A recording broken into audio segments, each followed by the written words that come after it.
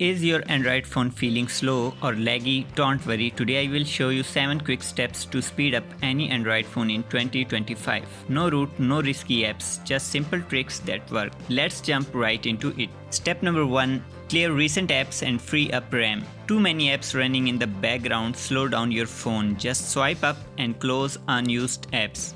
Also go to settings, battery and performance and check which apps are draining your resources. Step number 2. Remove or disable unwanted or pre-installed apps. Manufacturers often pre-install apps you never use. Go to settings, apps, pick the ones you don't need and hit uninstall or disable. Less clutter, more speed. Step number 3. Keep your phone updated. Updates often come with performance improvements and bug fixes. Go to settings, system, software update and make sure you are on the latest version. Step number 4. Turn off or reduce animations. Enable developer options by tapping build number 7 times under about phone. Then go to developer options and set all animation scales to 0.5x or turn them off completely. It makes your phone feel much faster. Step number 5. Free up storage space. A nearly full phone is a slow phone. Delete old photos, videos and junk files. Use the Files by Google app for quick cleanup suggestions.